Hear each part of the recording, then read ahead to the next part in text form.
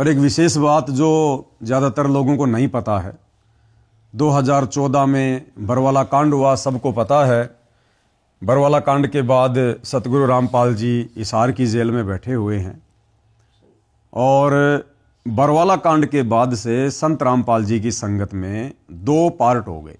संगत 2 भागों में विभाजित हो चुकी है।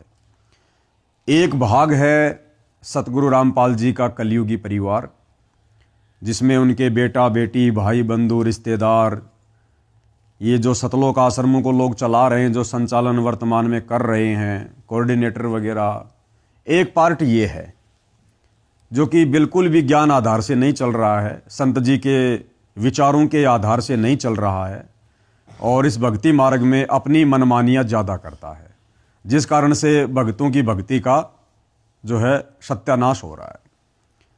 और दूसरा जो पार्ट है, वो दूसरा पार्ट जिसको साध संगति कहते हैं, जो हमारे जैसे छोटे मोटे भाई बहन हैं जिनको सत्सेवक भी कह देते हैं, तो ये साध संगति वाले भाई बहन भी उसी सतलोक आश्रम से निकले हुए हैं। क्योंकि बरवाला कांड के बाद हम लोगों ने देखा कि भाई हमारे गुरु तो जेल में जाकर बैठ गए। अब ठीक है, वो क्यों बैठे हैं, क्या उनकी लीला है, क्या उनका मिशन है, ये हमें तो अच्छी तरीके से समझ में आ रहा है, लेकिन दुनिया वालों को थोड़ा समय लगेगा।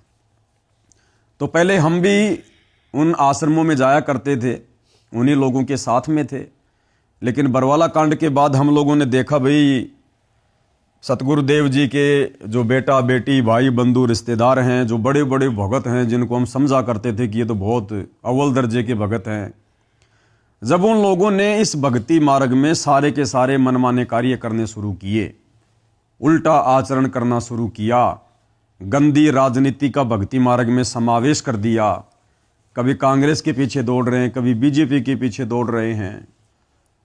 एक राजस्थान में कोई गैंगस्टर था जो अब तो वो मर चुका है पुलिस एनकाउंटर में, आनंदपाल सिंह। तो राजपूत समाज के लोग उसको शहीद का दर्जा दिलवाने के लिए उसकी सीबीआई जांच की मांग कर रहे थे। तो संत रामपाल जी के परिवार के द्वारा और भोले भाले भक्तों को राजपूत करणी सेना की सभा में बैठा दिया गया।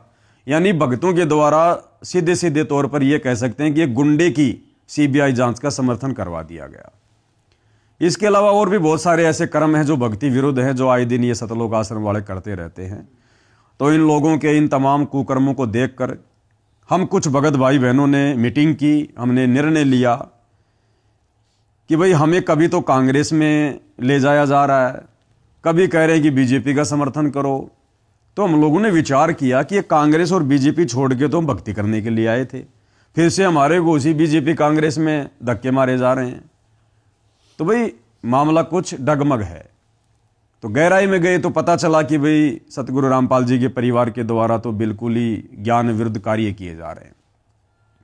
तो हम भगत भाई बहनों ने, जिनको साध संगति कहते हैं, सत्सेवक कहते हैं, हम लोगों ने अपनी भक्ति और मर्यादाओं को बचाने के लिए हम सब ने एक निर्णय लिया कि भाई हम तो भगवान से इसलिए जुड़े थे कि हमारी आत्मा का कल्याण हो, हमारा मोक्ष हो।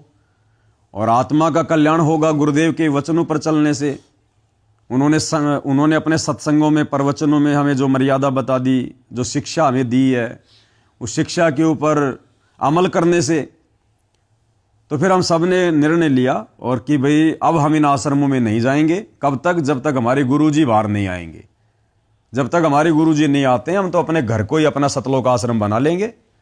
और आप जी देख रहे हो कि आज हजारों की संख्या में जो साध संगति से जुड़े भाई बहन हैं, सब ने अपने गुरुदेव भगवान को ये आसन दे दिया है। घर घर में बेड लग गए हैं, गुरुदेव भगवान की तस्वीर लगी हुई है और सुबह शाम गुरुदेव भगवान को विधान अनुसार, गीता अध्याय 3 श्लोक नंबर 13 के अनुसार परमात्मा को भोग लगाने का विधान है।